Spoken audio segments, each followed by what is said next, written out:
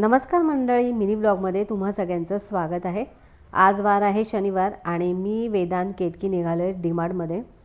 गावावरून आल्यापासून आम्हाला किराणा सामान भरायचं होतं, तर आता त्यासाठी डीमार्टमध्ये निघालोय। आणि डीमार्टमध्ये जाण्यापूर्वी आम्हा सगळ्यांना भूक लागली होती आणि आज घरी महेश पण नाही आहे, त्यामुळे आता आम्ही बाहेरच खाणार होतो। तर आता इथे आम्ही शांभवीमध्ये पावभाजी खायला आलो, कारण आम्हाला इकडची पावभाजी खूप आवडते।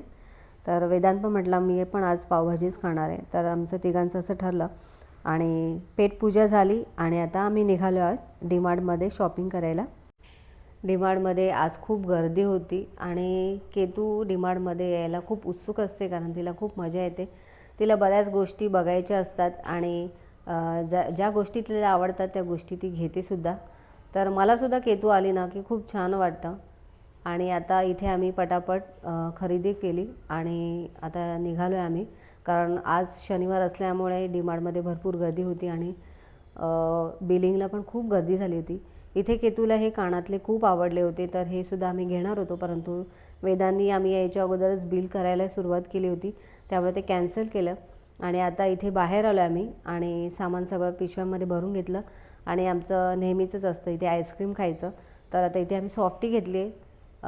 मी कधी म्हणजे मी नेहमीच घेत नाही, कारण सर्दी असते, मला सर्दीचा वगैरे त्रास होतो, परंतु आज मला मोह आवरला नाही आणि मी सुद्धा सॉफ्टी घेतली आणि थोडा वेळ विश्रांती केली। आम्ही मस्त बसून सॉफ्टी खाल्ली आणि वेदांतला म्हटलं तोपर्यंत रिक्षा येईपर्यंत तू पण थोडीशी आईस्क्रीम खाऊन घे, परंतु वेदांत एवढा हट्टी आहे। हट्टी म्हणण्यापेक्षा त्याचा तो नियम आहे की तो अजिबात वेगळं काही खात नाही, एकदा खाल्ला की त्याच्यानंतर दुसऱ्या कोणत्याही गोष्टी तो खात नाही आणि गोड तर मुळात अजिबातच खात नाही तो।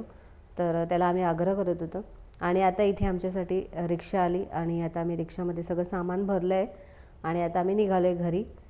तर आजचा छोटासा मिनी ब्लॉग तुम्हाला कसा वाटला कमेंट करून नक्की सांगा। आवडला असेल तर लाईक शेअर सबस्क्राईब करायला विसरू नका।